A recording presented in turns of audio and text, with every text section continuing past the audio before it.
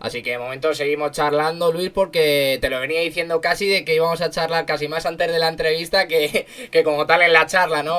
Vamos a charlar de fútbol y lo primero que un honor y muchísimas gracias por poder contar contigo. Nada, a ti por llamarme y tener esta tardecita, este ratito de fútbol. Ahí está, porque a lo que venimos hoy explícitamente, ya te decía, es a hablar de fútbol, de lo que viene siendo incluso la parte más honda, ¿no? Porque tú has estado como futbolista, si no me equivoco, has estado en todas las categorías, porque para quien no te conozca tu faceta de futbolista, estuviste en el Sevilla, Atlético de Madrid, Unión Deportiva Las Palmas, también estuviste al final de tu carrera en el Lleida, si no me equivoco, Numancia también. Sí, O sea que correcto. digo, o Sí, sea que sí, sí, digo, sí, has sí. recorrido todas las categorías del fútbol español. Así es. Pero es anecdótico lo mío porque yo jugué muy poco tiempo, lo que es en segunda B. Cuando era joven jugué muy poco tiempo. Sin embargo, ya cuando venía de vuelta, terminé jugando, creo que fueron 3 temporadas en segunda B, que ahí fue donde ya dejé la misión de futbolista y me involucré en el mundo de la táctica como entrenador. ¿Sabes? Pero de joven, con 18 años, debuté en primera división y no toqué la segunda división B casi nada. La toqué más al final de mi carrera. No, y una pregunta que te quería hacer, a lo mejor estamos muy al principio, pues se tiene que ir conectando la gente. Aún así le sacaremos corte porque es una Sí. pregunta que te quería hacer sí o sí. Y seguramente, como la tengo al final, se me olvide. Así que por si acaso te la hago ahora. Y tú que fuiste delantero, mayormente, tu posición era de jugador ofensivo. ¿Eso luego a la hora de ser entrenador te hace mirar el fútbol de una manera o de otra? Es decir, no lo mismo tu caso como, salvando las distancias obviamente, con Andrea Pirlo, por ejemplo, uno que ha sido mediocampista defensivo de un mayor trato de balón y un delantero en tu caso, yo creo que tiene que cambiar mucho la manera de ver el fútbol.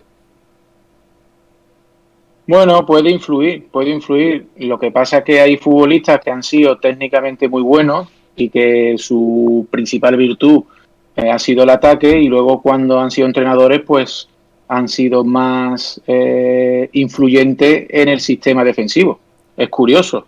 Sin embargo, a día de hoy, los técnicos lo que sí tenemos que tener claro es que todas las fases del juego las tenemos que intentar controlar, porque si yo me baso solo a dedicarme a lo que a mí me gustaba, mis equipos sí, técnicamente, si son como el entrenador, serían equipos muy buenos, pero a la hora de tener a lo mejor una fortaleza defensiva, no la íbamos a tener, porque mi principal virtud como jugador no era exactamente ser un defensa duro, correoso, trabajador. No, no. Mi fútbol iba encaminado a otras cosas.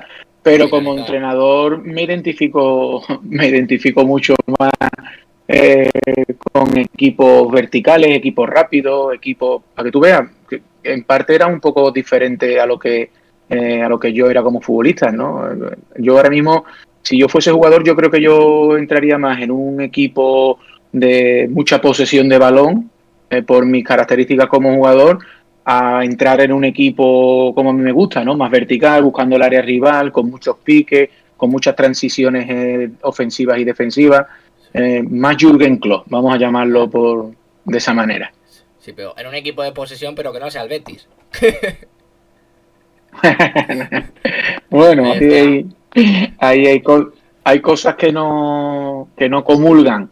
Y como yo le digo a muchos amigos míos, yo creo que como sevillista nunca se va a dar esa opción, al igual que al revés, ¿no? No va a haber esa llamada. Y por cierto que ya te están poniendo cosas por los comentarios, a Charlie, muy buenas tardes a él también, que es uno de los fijos del canal, que él es de la Unión Deportiva Las Palmas y nos dice que en Gran Canaria se te quiere mucho, que diste muy buenas tardes de fútbol. Sí, la verdad que en el viejo insular, ¿eh? En el viejo. Uf, ha llovido, Eso ha para mí ha llovido. sido sí, pero para mí ha sido uno de los campos más maravillosos en los que he jugado. Por el ambiente, por el clima que se vivía. Nosotros hemos llegado y no es, vamos, no es anecdótico, es una pura realidad. Nosotros hemos llegado al insular, al viejo insular, donde hemos jugado partidos, llegando 1 hora y media antes al estadio y ya había gente dentro. Joder. Era increíble.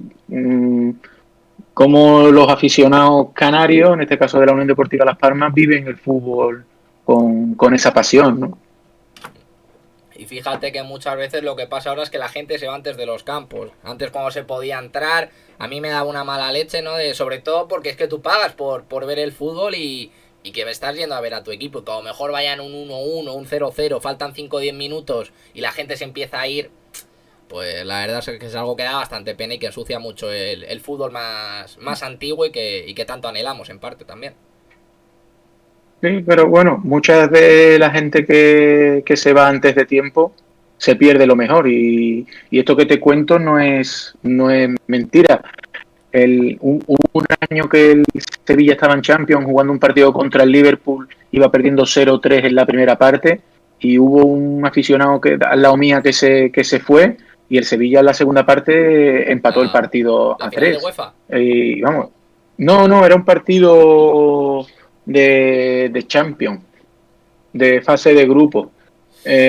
Y claro, el fútbol en nada de tiempo ocurren muchas cosas y vivir el fútbol con pasión, yo creo que debería de tener dentro de ese decálogo el no levantarse hasta que no acaba del todo. Aunque bueno, ahora decían para estos playoffs de ascenso a segunda división que a lo mejor incluían al público, veremos qué es lo que pasa, pero desde luego sería un factor muy importante. Y algo que también te quería comentar sería por esa decisión, ¿no? De que algunos campos se abran, otros sí. ¿Tú cómo lo ves, Luis? Bueno, lo principal es que es buena señal. Es buena señal de que el aficionado vuelva a los terrenos de juego. Después, desgraciadamente, estamos mandados o ordenados por las distintas comunidades autónomas. No, puede haber gente en Madrid, pero a lo mejor no lo hay en Galicia o en Andalucía o en Extremadura. Oye, que el equipo que juegue con su afición tiene un punto de favoritismo, pues no se puede negar. Pero el fútbol es tan maravilloso y está montado de tal manera que la afición, aunque sea un apoyo importante, no te garantiza el éxito. La prueba más reciente, por ejemplo, la podemos tener en los últimos playoffs de segunda vez a segunda, donde el Badajoz con toda su hinchada se quedó fuera precisamente contra un equipo como el Amorebieta, ¿no?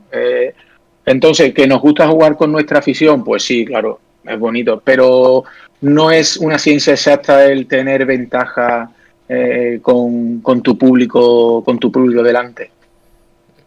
Y mira, te siguen preguntando por aquí, Charlie, ya que veníamos hablando de tu etapa en Las Palmas, te quería preguntar yo por si has podido verle algo este año y que nos digas un poquito la valoración y el futuro de Las Palmas. Y también te pregunta que si en algún futuro, si te gustaría entrenar a la UDE.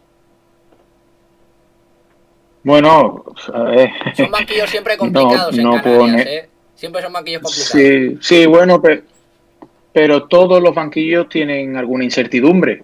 Sí es verdad que es un equipo muy, muy joven esta temporada, un Sí. equipo donde con el tema del control económico se tuvo que reforzar con muchos futbolistas cedidos, gente de segunda división B, incluso algunos jugadores que habían descendido como en del Racing, como Sergio, pero la principal virtud de este equipo este año ha sido que técnicamente tenía jugadores muy buenos. En casa ha ganado una barbaridad de partidos desde la individualidad. A eso le sumamos que en enero firman a Jesse, que creo que es un jugador muy importante para la categoría, y la pena es que se tuvo que ir Jonathan Vieira, que creo que Uf. es un jugador muy top para la categoría. A raíz de ahí, pues bueno, sigue un poquito, ya que me preguntáis por Las Palmas, esa incertidumbre de cada vez que juega fuera de casa, ¿no? Es como el doctor Hyde, ¿no? Y Mr. El, el, el, la- Jekyll y Mr. Hyde. el doctor exacto, ¿no? Cómo puede cambiar en una semana un equipo a veces tanto, ¿no? Y eso, pues bueno, los que están ahí dentro son los que saben lo que puede ocurrir, los que estamos fuera solo nos hacemos preguntas. Pero sí es verdad que es un sitio donde se vive muy bien, es un sitio donde hay una pasión por el fútbol brutal y decirte que no me gustaría, pues te estaría engañando.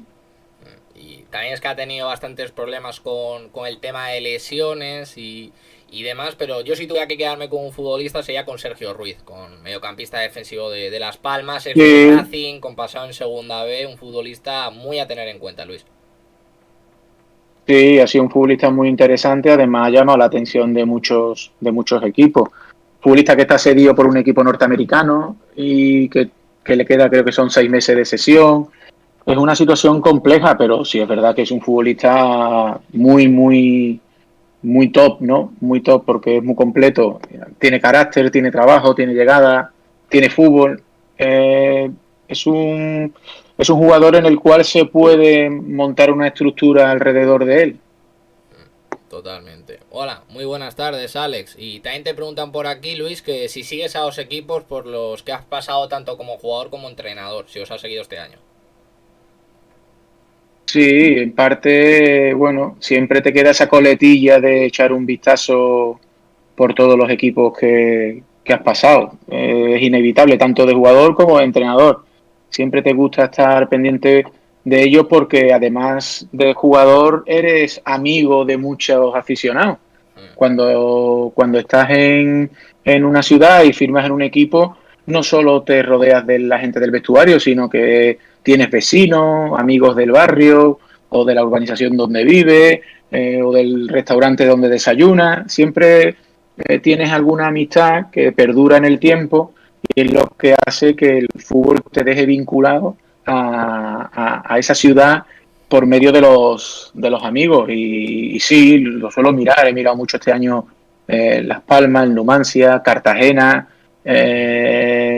Orihuela, que incluso estuve al final, Lleida. Yo suelo mirar muy mucho los sitios por donde he pasado, el Huesca, que bueno, que fue a lo mejor mi más donde el último sitio donde más éxito tuve como entrenador cuando conseguimos el ascenso. Al final son vínculos que perduran y que es verdad que lo miras con cierto cariño. Y ahora que venías hablando de eso, si tuvieras que quedarte, es difícil, pero una persona que tenga la cabeza que más te haya marcado como jugador. Como jugador, Como jugador. Aunque si prefieres elegirla como entrenador, te dejo las dos palas, como jugador o como entrenador. Una persona que te haya marcado no, mucho en el fútbol. bueno, como entrenador me ha marcado durante mucho tiempo, incluso hay una entrevista por ahí que me hicieron una vez cuando yo era entrenador del Cartagena, que fue Klopp, que venía del Borussia de Dortmund y venía dándole un poco una serie de alternativas al fútbol diferente a lo que era el tiki-taka de Guardiola, ¿vale? Y me gustó como entrenador y como futbolista, para mí siempre fue una referencia Francisco, ¿no? Francisco López Alfaro, un mediocentro que jugó en el Sevilla, que tuvo que emigrar al Español de Barcelona, con una calidad exquisita, un jugador número 6 que de estar hoy en cualquier equipo de primera división sería ese mediocentro que juega por delante de la defensa con criterio, con pase hacia adelante, con buen remate. Francisco para mí fue siempre un gran jugador y una referencia o un referente. Y fíjate que viene al caso de que nos preguntan aquí en el chat que si conseguiste en Sevilla con Pablo Alfaro, exentrenador de Leganés, del Sí, Huesca, y si es así, que fuera del sí. campo, que si no era igual de parecido en el campo, que fuera, porque se le conoce al Pablo porque es un central bastante agresivo, y luego encima era médico también, si no me equivoco, Pablo. Sí, pero Pablo no tiene nada que ver como persona a lo que fue como futbolista. Ahí está. Pablo en el campo era muy competitivo, era una persona dura, un defensa de la antigua usanza. Mm, pero después, una vez que está fuera y lo conoce, pues es una persona eh, encantadora, es un gran tipo, del cual se puede hablar muchas cosas con él. De medicina no, porque si hablamos de fútbol y de medicina estaríamos aburridos todos los días los dos. Pero sí es verdad que hemos tenido ratos muy buenos porque el año que ascendemos con el Sevilla, con Joaquín Caparrós, el vestuario de ese año, ese grupo, fue un vestuario brutal, muy sano y muy unido, que Javi creo Navarro también estaba. que fue Sí, lo ¿no? que hizo. No, llegó al año siguiente. Javi ya llegó en primera. Ese año hubo futbolistas como Casquero, Pablo Alfaro, David Castedo, Héctor, Oliveira, Diego Rivera, que ha sido segundo de Sergio en el Valladolid, no me quiero olvidar de nadie, Paco Gallardo, Freddy, bueno, en la portería teníamos a Notario y Frode Olsen, un noruego, mucha leña, sí, sí, la verdad que fue, y fue la primera plantilla que hizo Monchi como director deportivo. Ahí está. Esa fue su primera plantilla. Entonces, la verdad que fue un año sensacional. Creo que perdimos en todo el año 4 o 5 partidos, no perdimos más. Casi como el Español este año segundo, o sea que arriba meteórico igual. Sí, sí. No sé cuántos puntos, no recuerdo los puntos que hicimos, pero faltando 3 jornadas ya estábamos nosotros también ascendidos, faltando 3.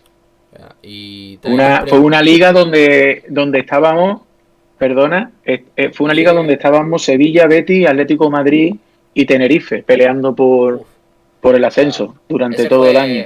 ¿Fue el primer año del descenso del Atleti o el segundo? Fue el primero. Ese año el Atleti no sube, se queda en segunda y sube al siguiente. Ahí está. O sea que es que no sé si me fallan los años, pero si no me equivoco, tú te has llegado a enfrentar al Leganés en segunda división.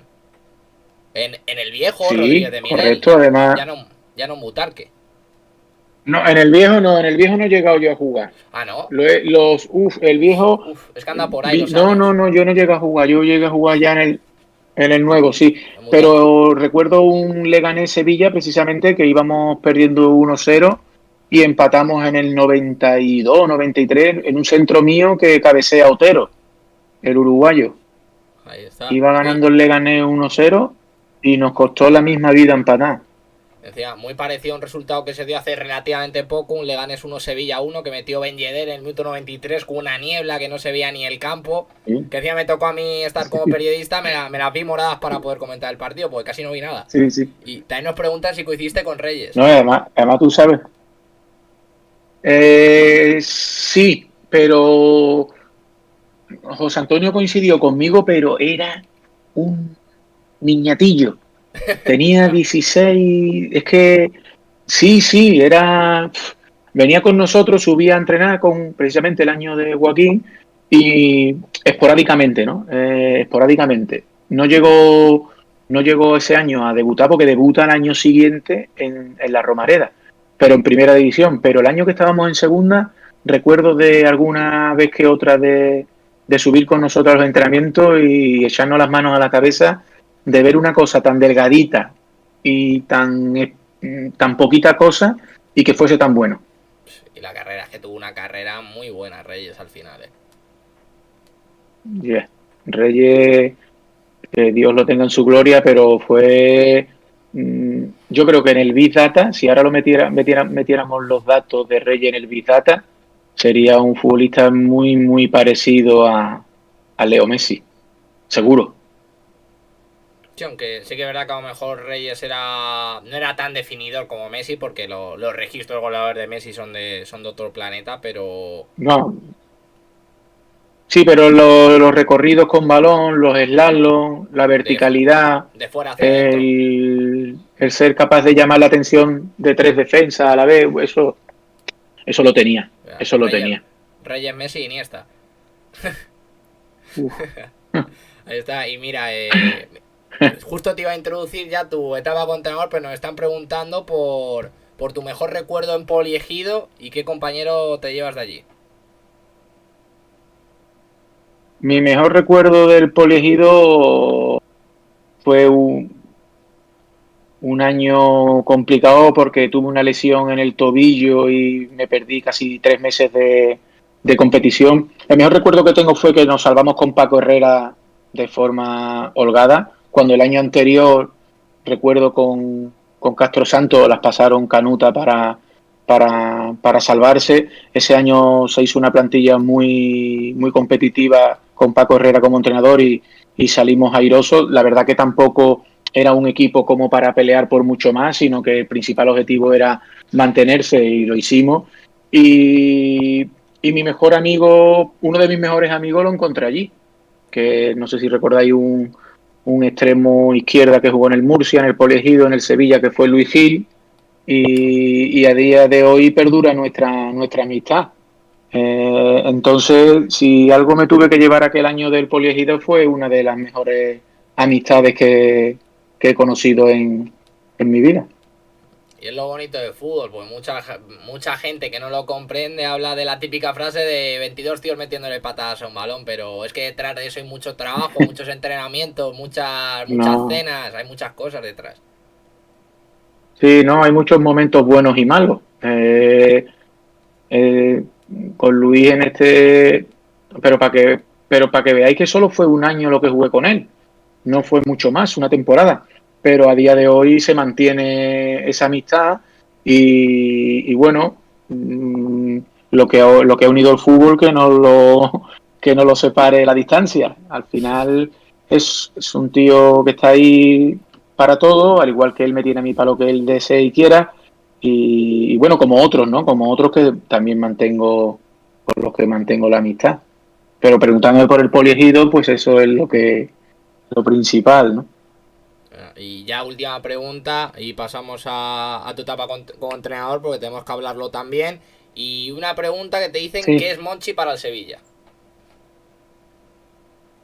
Bueno, al final es el alma líder, ¿no? De lo que es la construcción continua de distintas plantillas y todas con éxito. Eh, sí es verdad que por el Sevilla han pasado muchos entrenadores que han tenido éxito y han conseguido ganar títulos, pero en todos los títulos al final aparece la figura de Monchi. El Sevilla ha tenido distintos presidentes en esta época gloriosa, como ha sido José María del Nido y Pepe Castro. Ha tenido distintos entrenadores, Unai Emery, Sampaoli, Berizzo, eh, ahora está Julen, y muchos de ellos han conseguido éxito, pero detrás de todos ellos está la persona de Monchi, que creo que es el que tiene esa capacidad de que todos los astros se unan y sean capaces de rendir a un nivel top. Aunque también es verdad que los entrenadores y los jugadores tienen mucha parte de culpa de que de que todo esto suceda. Ahí está. Y ahí lo introducimos un poquito a tu etapa como entrenador y vamos a curiosear un poco cómo es la figura del entrenador. Sobre todo ya que te tenemos a ti como mister y encima como jugador a alto nivel. Sobre todo los entresijos de ser entrenador, pues muchas veces para el aficionado es muy fácil y te lo voy a poner en el caso de que me viene a mí más cercano, que es el Leganés, por ejemplo. Un entrenador tiene una idea de juego, tiene un plan y normalmente siempre tiene un jugador o un par de jugadores que cumplen justo el rol que quiere. Y es lo que pasa en Leganés con Eraso. Y a muchos aficionados no le gustan y no lo entiende. ¿Cómo lo podrías explicar tú este tipo de situaciones? Bueno, yo creo que al final esas situaciones de cara al aficionado no se entienden porque van muy de la mano del gusto. Los Ahí está. futbolistas te gustan o no te gustan. Tengan buenos partidos o no los tengan. Y dentro del gusto está la opinión. Esto es así.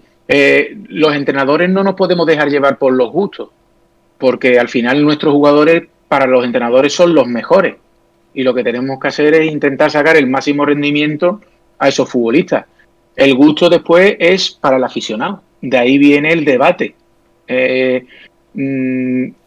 Hasta siempre el famoso debate de quién es mejor, ¿no? Si Cristiano o Ronaldo o Leo Messi. Ese debate lo hemos tenido durante toda esta última década. Y yo creo que esa opinión va un poco encaminado al gusto, al tipo de futbolista que te gusta. Porque los dos, yo para mi equipo querría los dos. Al ¿Quién no? aficionado había que preguntarle,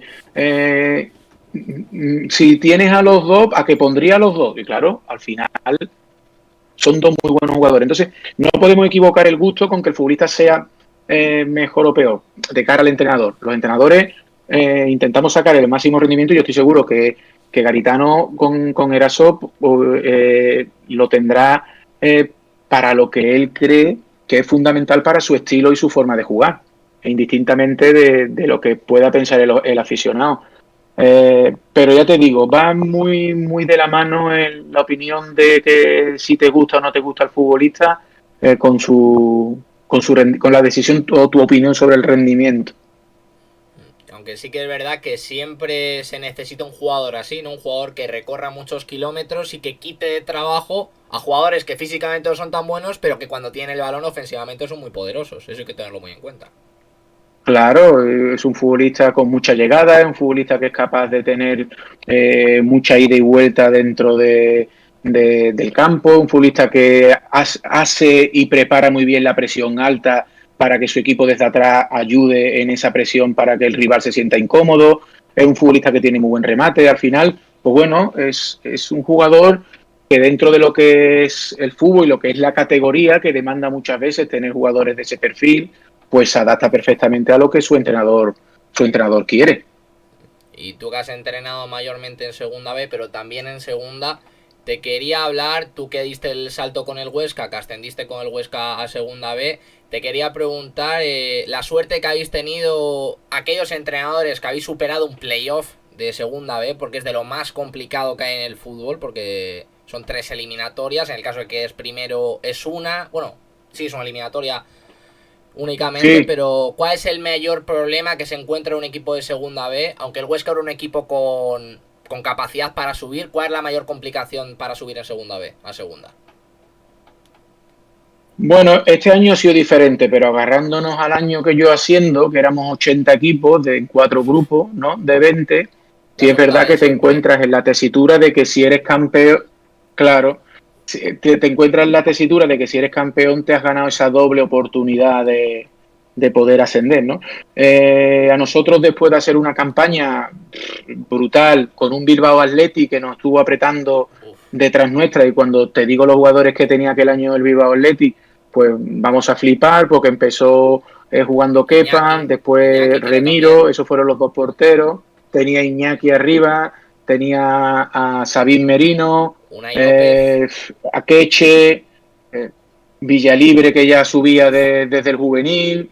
Al final fue un filial muy potente y tuvimos la capacidad de aguantar hasta última hora. La verdad que la plantilla que nosotros teníamos no tenía nada que envidiarle, ¿no? Lo único, la juventud en un momento dado. Pero yo tenía a Camacho, tenía a Fran Mérida, tenía a Tyron, tenía a David May. La verdad que, bueno, eran dos plantillas muy competitivas. Pero volviendo a la pregunta, el mero hecho de quedar campeón, ¿vale? Es una situación que tienes que aprovechar, o por lo menos intentar aprovecharla.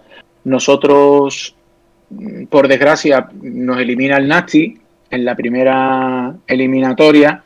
Empatamos a 0 en el Alcoraz, perdemos 3-1 en Tarragona. Y ahí es como si, cuando entras en el vestuario después del partido de vuelta, es como si se te cayera el fútbol encima, ¿no? No el mundo, uf, pero el fútbol sí. Eh, Éramos los peores en la vida, bueno, después de un año muy completo, pues. Y claro, como entrenador tienes una papeleta de cómo, porque tú por momentos estás en un estado anímico igual que ellos, pero ellos no pueden ver eso, no pueden ver eso. Y todo el viaje de vuelta y toda la noche, porque entrenábamos al día siguiente, porque teníamos que preparar la segunda oportunidad que nos habíamos ganado, pues dándole vuelta a cómo reenganchar otra vez al vestuario, porque ellos ya se veían en segunda división.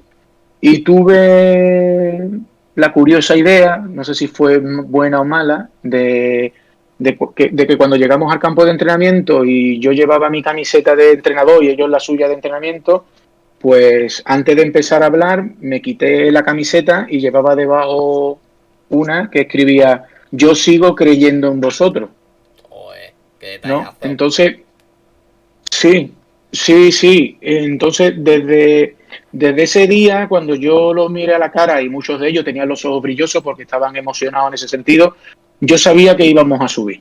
Yo sabía que era una situación de que poco a poco fuésemos olvidando el palo que nos había dado el día anterior el Nati, pero que teníamos las capacidades suficientes para ascender. Y así fue, así fue. Fuimos a Ferrol en el siguiente partido, ganamos 0-4, en la vuelta ganamos Y es 2-0 campo y ya en la complicado, ¿eh? última. Sí, porque además Ferrol venía de eliminar al Reu, un Reu que había jugado muy bien con Nacho González, que había tenido muy buen fútbol, pero se nos hizo un playoff en los 4 partidos que nos quedaban, además yo durante toda la semana lo decía, digo, si ganamos en Ferrol, ascendemos. Si ganamos en Ferrol, ascendemos. Ese fue el mensaje durante toda la semana. Y bueno, 0-4 con un partido brutal de todos los que jugaron. Increíble. Se me pone la piel de gallina de recordarlo.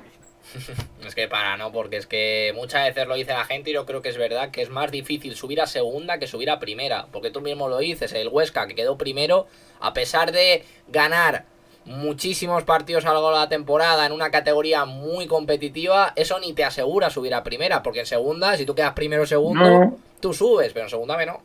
Claro, y después hay una cosa que en la cual todos pecamos, y es que nuestro grupo siempre es el más fuerte. No, es que el grupo 4, no, el grupo cuarto, no, creo que es más flojo. Si el tuyo es el 2, el grupo 2 es el más fuerte. Si estás en el 3, el grupo 3 es el más fuerte. Y no puedes calibrar eso. No puedes calibrar eso. Al final los grupos son fuertes todos. Y los líderes son campeones porque son fuertes.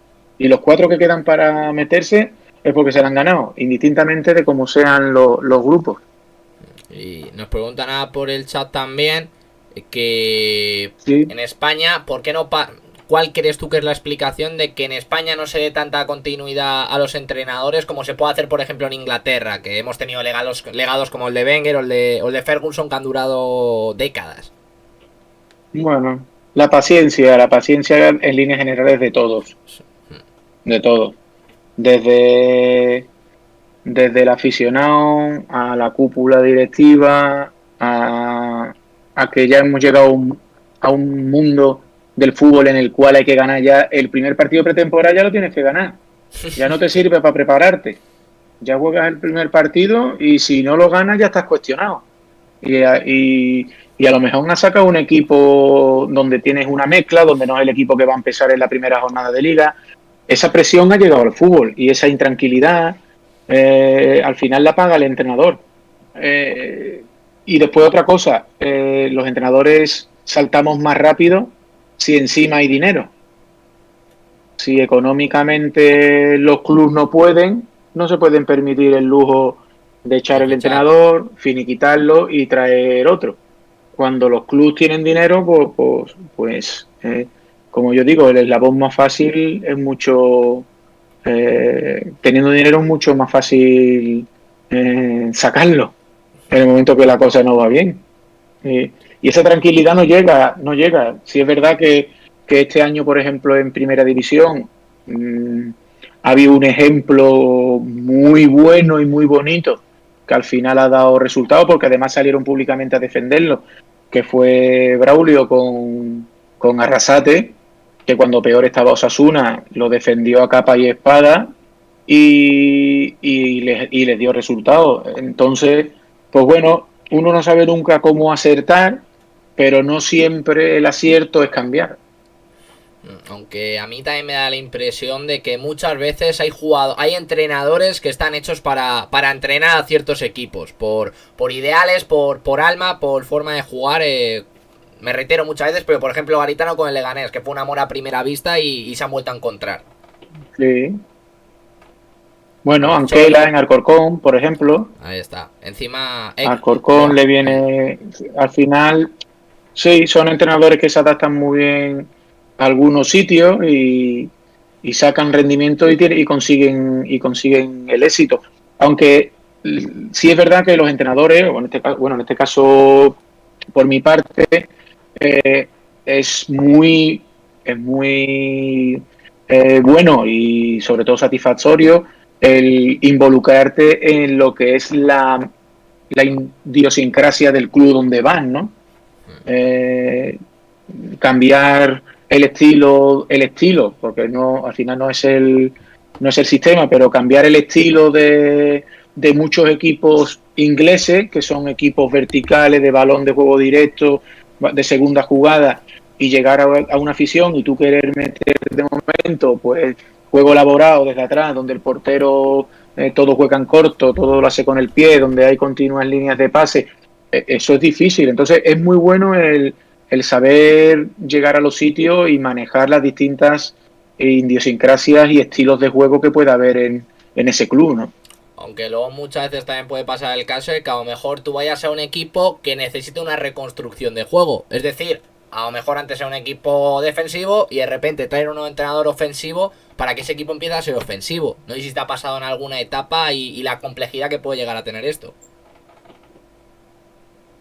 Sí, a ver, normalmente cuando sale un entrenador y llega otro, lo normal es intentar darle al equipo todo lo contrario de lo que viene haciendo. Porque si haces lo mismo que hace el entrenador que está antes que tú, es como el mismo perro pero con otro collar.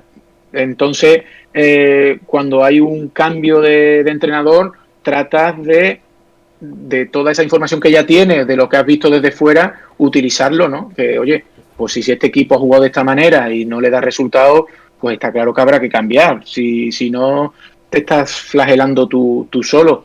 Pero yo creo que los entrenadores que relevan a los sustituidos siempre tienen la fortuna de que han visto esos equipos desde casa, en este caso, o en el campo, y tienen un juicio de valor muy diferente del que está entrenando a veces el equipo, ¿no? Y ahora que hablar de destituciones y reemplazos, ¿te ha pasado alguna vez el que hayas tenido que reemplazar a algún compañero? Bueno, compañero más que es compañero, casi que amigo, ¿no? Que te dé pena incluso coger ese banquillo, pero que tengas que cogerlo. No, mira, yo durante toda mi carrera como entrenador, y ya son 14 años, ¿vale? Yo solo sustituí a un entrenador y fue en mi primera época en la UCAN, ¿vale? En la temporada, creo que fue, no sé si es la 12, 13, no, la 11, 12, 12, sí, al 13. principio. 12, Entonces, 13. 12, 13, 12, 13. Y porque las demás campañas siempre he comenzado como entrenador. He sido, entre comillas, un afortunado de los que he tenido equipo en pretemporada, ¿no? Y cuando llegué a Murcia, en este caso a la UCAM, junto con la dirección deportiva, después de haber analizado bien al equipo y demás, nos dimos cuenta de que el equipo necesitaba buenos sub-23. Es curioso. Teníamos había que intentar firmar buenos sub-23 porque los que teníamos que eran de ficha senior eran futbolistas interesantes y todos nos daban un nivel adecuado. Pero ¿qué es lo que pasa? Que en el momento que se te caían dos o tres de los seniors, la gente sub-23 que entraba tenía muy poca capacidad y ahí fue donde mejoramos.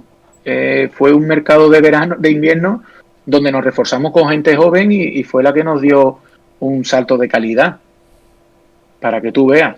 Que no fue ni el estilo, ni la forma, ni el estado anímico, porque cuando llegué, recuerdo que la UCAN no había ganado ningún partido. Yo cojo a la UCAN con 6 puntos, después de una vuelta entera. Y estuvimos vivos hasta la última jornada que empatamos en Arroyo y porque el Villanovense ganó en Melilla. Pero si no nos hubiéramos salvado, hicimos una segunda vuelta de número de playoff. Casi. 30 y pico puntos hicimos en la segunda vuelta. Casi Sí. de película, como Sandoval con el Córdoba hace un par de temporadas, que le pasó algo más o menos parecido, no con tan pocos puntos, encima en segunda, pero también con una papeleta muy, Sí, muy complicada. Y ahora que lo veníamos muy hablando, complicada. justo nos preguntaban por un mercado de fichajes, y en este caso en el el de tu última temporada en el Atlético Levante, que nos pregunta por aquí Viper17, que si crees que en el Atlético Levante se pecó de juventud en la primera vuelta, porque según nos comenta tenéis bastantes jugadores claves a principio, no fueron sustituidos. ¿Cuál fue el problema de Sí. ese inicio de temporada? No, bueno, era una situación que se veía desde el primer momento.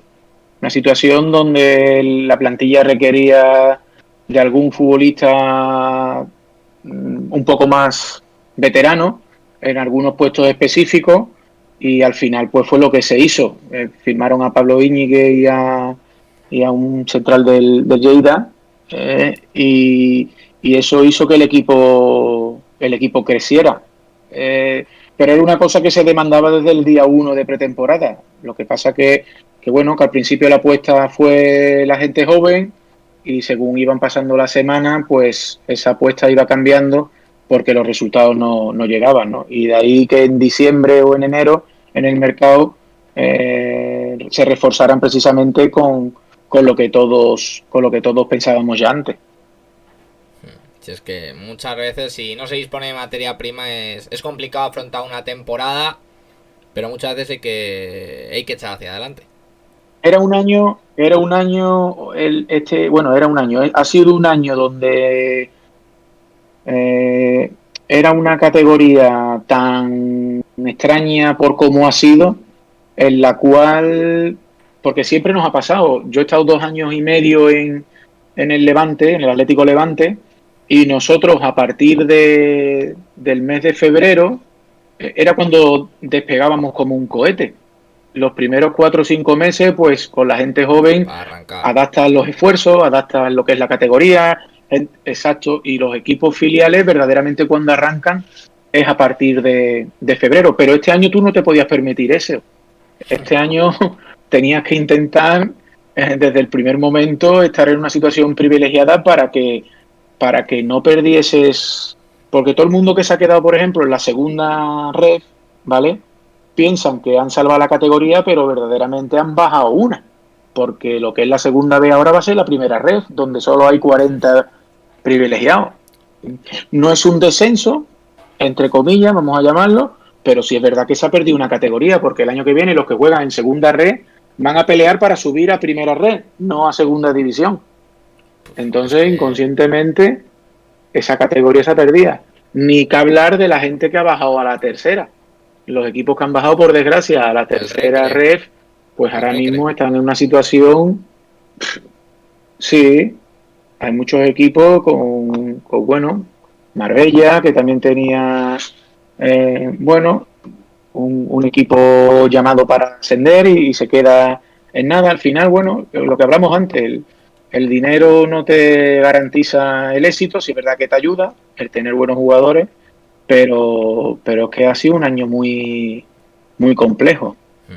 Año complicado para todos y una cosa que quería que mostráramos un poco, porque lo hemos hablado antes de empezar la charla y quería que estuviera en directo porque es algo que de lo que se suele hablar poco, pero cada vez se va viendo más y gusta mucho el tema del análisis de lo que te venía diciendo, ¿no? De cuál es la capacidad de un entrenador de poder cambiar los sistemas y adaptarlos en un partido, porque tiene que ser, yo creo, de las tareas más complicadas en lo que viene a ser los 90 minutos. Sí, bueno, la adaptación a lo que sucede en cada momento, ¿no? Y todo eso es trabajable con el equipo.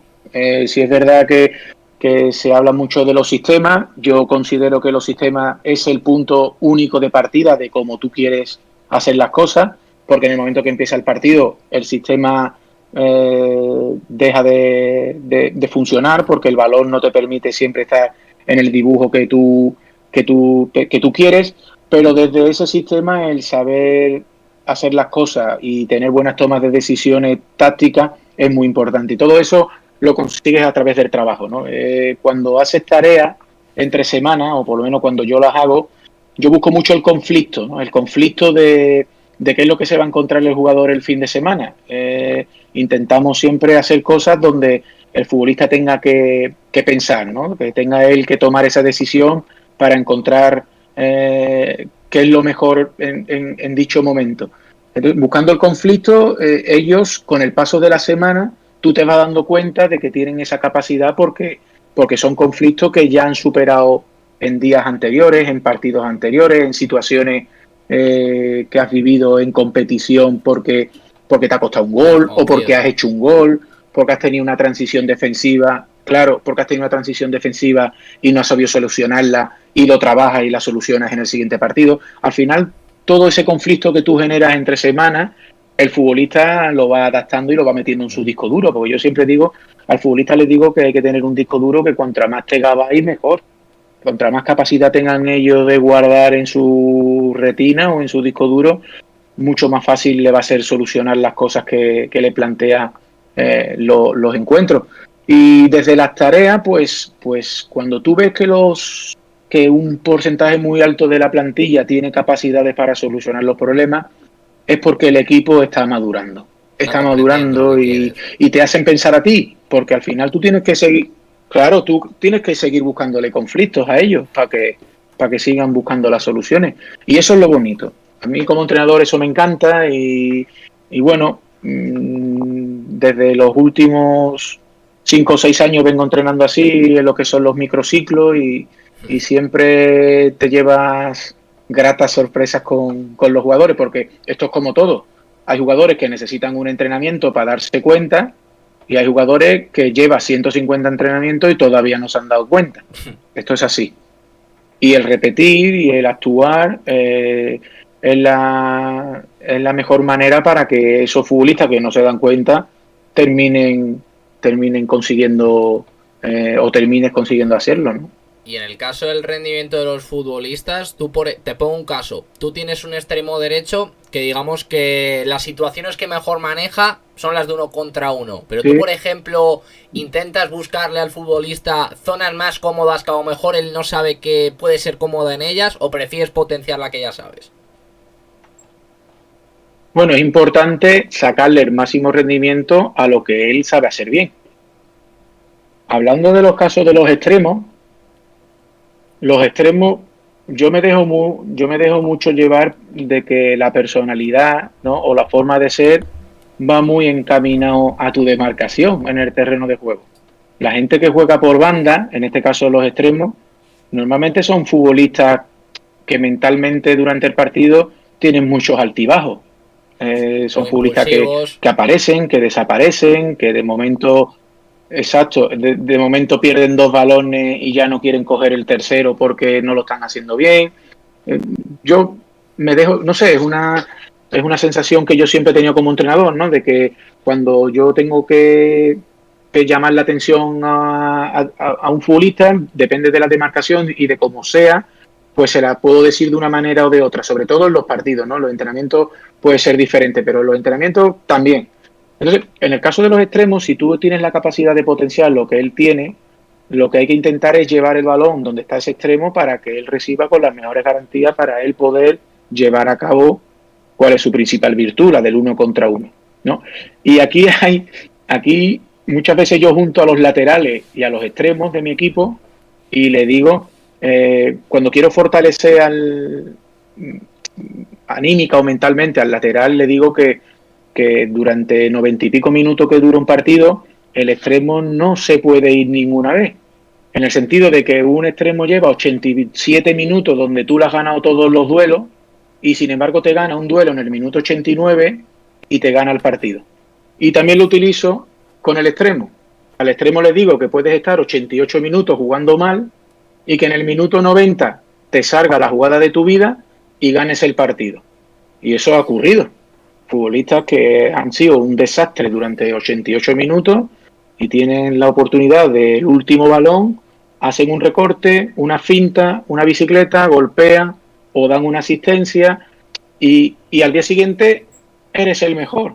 Cuando durante 88 minutos tu lateral te ha ganado todos los duelos. Pero Entonces, a que no, es veáis algo lo que es muchas es veces... algo que está cambiando mucho, ¿no? En el sentido de que ahora cada vez más ese caso que comentas de un futbolista que a lo mejor en 90 minutos ha perdido 10 duelos, pero a lo mejor en ese único duelo que gana, te gana el partido. Y cada vez se va perdiendo más eso, pues se busca un juego regular, pero es que incluso ese jugador te puede dar más puntos que un jugador regular, porque no quiebra tanto, o no es un jugador tan desequilibrante como para en esa jugada causar un gol. O cuando estás en momentos complicados, ¿no? Y tu equipo necesita hacer gol, ¿no? Porque vas perdiendo, o porque vas 1-1 y quieres ganar, y, y tu máximo goleador, por lo que sea, no tiene el día. No tiene el día. Tú tienes a tu 9 que viene haciendo goles, pero vas 1-1 y ha tenido 3 oportunidades y no la ha metido. Y yo soy de los que pienso que no hay que quitarlo. Que no hay que quitar a tu máximo goleador aunque no tenga el día. ¿Por qué? Porque es tu máximo goleador. Y en cualquier momento esa suerte puede cambiar. Pero cada uno es como es, ¿eh? Habrá gente que vea que lo tiene que quitar porque el partido demanda otra cosa y lo cambia. Pero muchas veces cuando vas buscando un resultado o marcar, al final es mejor tener en el campo la gente que tiene gol que la que no tiene. Ahí está. Y es que hay muchos delanteros que cambian mucho porque hay delanteros que pueden ser demasiado morales. Es decir, que se basan demasiado en su comodidad o en sus sensaciones. Y eso como delantero tiene que ser muy complicado. Sí, pero las sensaciones son buenas para alinear, para hacer las alineaciones. Para eso es buenas las sensaciones. Hay que tener y como yo digo, muchas veces eso no lo dan en el curso de entrenadores, porque Eso se pero aprende. el saber cómo es el estado de ánimo de los futbolistas es muy, muy importante. Y vamos a ir finalizando ya, Luis, que si no al final te vamos a quitar casi la hora entera y hay un par de preguntas todavía por aquí que te están Tranquilo. poniendo. Que dice que de los jugadores que has tenido en el Atlético Levante, ¿cuál crees que es el que tiene más posibilidades de tener un hueco importante en el fútbol profesional? Bueno, hay dos futbolistas que me llaman mucho la atención, ¿no? Uno es Edgar y otro es Georgie. Son dos futbolistas con muy buenas capacidades, con muy buen fútbol, mmm, con mucho trabajo, sobre todo Georgie, muy vertical. Y Edgar es un talento. Edgar es un talento. Juega, juega en banda derecha siendo zurdo, con muy buen uno contra uno. Es un futbolista interesante. Son los dos jugadores que creo bueno, ya han debutado de hecho en Copa del Rey con Paco López, pero creo que son a día de hoy los futbolistas más interesantes Y que tuve el año encima, pasado. y encima un jugador muy goloso, porque si es un extremo a pierna cambiada, siempre es un jugador que va a llamar mucho la atención en un futuro. Sí, y además es un futbolista, o es un chico, en este caso, un chico joven, futbolista que siempre con muchas ganas de aprender, escuchando lo que le dices, te demanda mucho trabajo en el sentido de que siempre está preocupado en qué puede mejorar, y eso te hace ser mejor jugador. Y en ese sentido Edgar lo tiene. Entonces, bueno, cuestión de que luego el fútbol te dé o no te dé la oportunidad, porque sabemos que a día de hoy la cantera lo tiene muy complicado, porque cuesta mucho trabajo sacar a la gente joven, aunque nunca hay que desistir, hay que seguir trabajando y esperar esa oportunidad para aprovecharla cuando llegue. Y aparte que es que a esa edad es cuando más aprenden los futbolistas. Si no escucha a alguna pronta edad, aunque siempre tienes que escuchar en el fútbol, siempre acabas aprendiendo con 20 años, con 25, Sí, con los que sean. pero hay una diferencia y bueno, como entrenador uno lo percibe, ¿vale? O serán las décadas que cada vez, no sé, va cambiando, pero los que somos de décadas con más añitos, ¿vale? Nos ha gustado siempre ver más fútbol que la gente de ahora. Los futbolistas de ahora no todos ven mucho fútbol. Sí es verdad que hay un grupo grande que les gusta ver los partidos, pero antiguamente se veía mucho, habiendo menos partidos en televisión, se veía mucho más fútbol antes que ahora. Y yo siempre digo que viendo se aprende. Si yo voy todos los días a un taller a ver cómo un mecánico cambia el aceite, al final yo sé cambiar el aceite de un coche. Si no voy, no sé cómo se le cambia ¿no? ¿Cómo aprendemos Muy ahora? Ahora bien. hay un montón de tutoriales donde aprender a hacer las cosas porque porque la gente lo cuelga, ¿no? Entonces, a base de ver es como aprenden, ¿no? Pues en el fútbol, cuando uno tiene condiciones y uno tiene la suerte de tener unas cualidades que puede aprovechar, una de las mejores maneras de mejorar, aparte de verse, que yo creo que también es importante, y autoanalizarse, es ver fútbol. Hay que ver fútbol. Si eres futbolista, es lo mejor que te puede pasar. No que estés como un entrenador todo el día delante de un ordenador, Joder. no es eso, pero yo creo que hay que ver fútbol. Ayuda, No, y ayuda. que sobre todo el jugador yo creo que no debería a lo mejor estar en la obligación, pero él mismo de ver su partido entero y verse a él, de que el entrenador le haya dicho, oye, he visto el partido y has fallado en esto, esto y esto, y que el jugador él mismo se mire y se ve y digo, tengo que pulirlo, que es que vale que es el fútbol, no es un Sí. trabajo cualquiera, pero sigue siendo tu trabajo y tú mismo, por amor propio al fútbol, quieres mejorar. O debes, al menos. Los inteligentes lo hacen.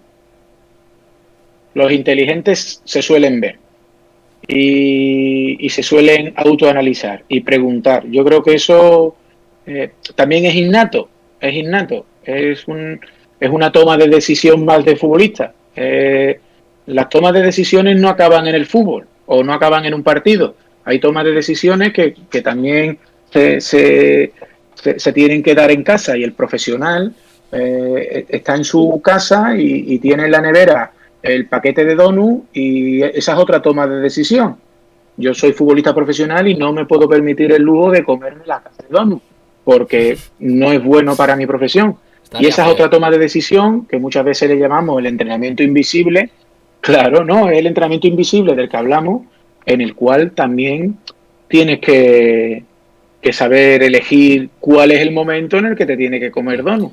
Es verdad. Y si alguna vez te tarda en responder, es que no sé, creo que es por mi conexión, que va con delay y te escucho antes y te escucho después de que ¿Vale? tú termines. Digo, si me quedo callado por eso. Ah, perfecto. No te preocupes. Digo, No te preocupes. y ya Ya para me he dado cuenta. finalizar, y ya para finalizar, mira, ha entrado Riera, muchas gracias por pasarte, Riera, un besito para ti. Ya por última pregunta, que nos la deja Capel, ¿a qué delantero de segunda B le tienes echado el ojo que la pueda romper en segunda? Bueno, en estos playoffs ha llamado muy mucho un chico muy joven de la Real Sociedad B. eh, pero si me tengo que quedar con un futbolista que ha tenido en su equipo un año complicado y que creo que es un goleador nato y que todavía tiene fútbol y puede dar, es Dioni, de la Cultural.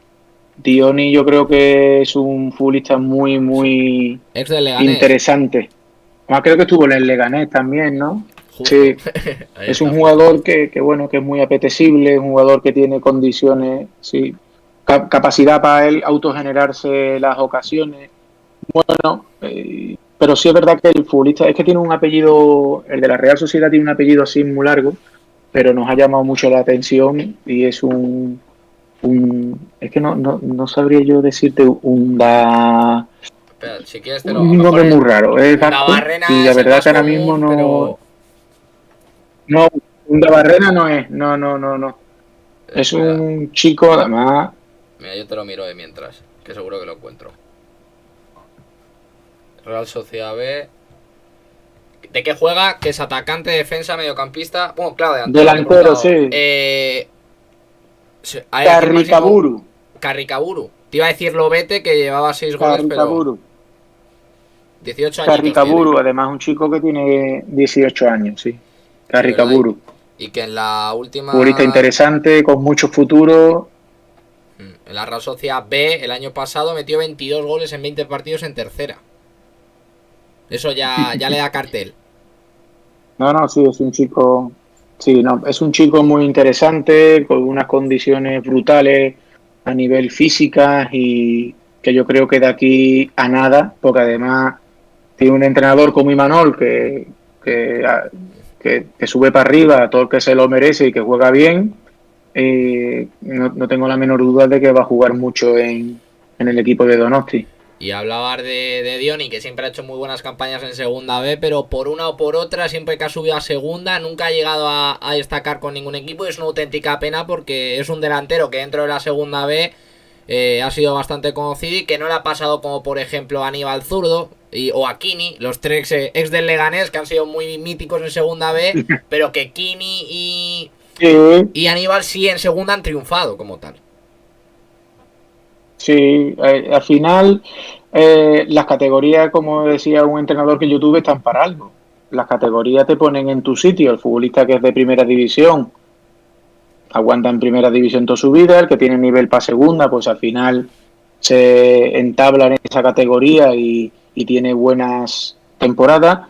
Y después hay otros que están siempre ahí Una y otra. entre cabeza de ratón o cola de león y te pueden dar más o menos nivel en función de cómo lo arropes, ¿no? Y yo creo que este futbolista le está llegando tarde la madurez porque es un poco como le pasó en su momento a Henry Gallego, al otro Borja, chico Borja, Mata. que salió, Guardiola, que está en el Valladolid, Mata, son futbolistas que al final que rinden mucho mejor en sus últimos años como jugadores, ¿no? Pues a lo mejor, bueno, a lo mejor y sin el a lo mejor, la experiencia es lo que le ha hecho ser un mejor delantero. El saber las situaciones y cómo se van a producir, que eso como delantero es fundamental. Sí, al final el fútbol te va enseñando y te va diciendo cuáles son tus mejores virtudes y dónde tienes que intentar apretarte. Qué es lo que no estás haciendo bien para ser ese futbolista que todos esperan de ti, ¿no? Entonces, yo creo que en ese sentido hay muchos jugadores en segunda B que tienen posibilidades de estar a un nivel un poco más alto, pero que se tienen que dar cuenta de cuáles son sus hándicaps para estar en una categoría como la Liga de la Segunda División Española, ¿no? Ahí está, así que apuntamos el nombre de Carricaburu, jugador de la Real Sociedad B. Y con esto nos despedimos, Luis. Al final nos hemos quedado una horita charlando de fútbol, de lo que nos gusta y un total placer poder tenerte aquí. Perfecto. El placer ha sido para mí. Así que Muchas gracias por la llamada y por la invitación. ya sabes que esta es tu casa, cuando quieras estás invitado, ¿eh? No, no salas a cualquiera y te vienes aquí a hablar. Así Perfecto, que vaya todo muy bien, perfecto. Luis, y un abrazo muy fuerte para toda la familia, que tengáis mucha salud y de aquí para adelante, ¿vale? Igualmente para vosotros y para todos los que han estado ahí con sus mensajes y apoyando lo que ha sido el coloquio, lo que ha sido la charla. Ahí, Un el abrazo para coloquio. todos. Me ha gustado el coloquio, la palabra coloquio me ha gustado, Así que despedimos con Luis García TVNet. Muchísimas gracias a todos por estar aquí. Nos vemos muy pronto. Chao.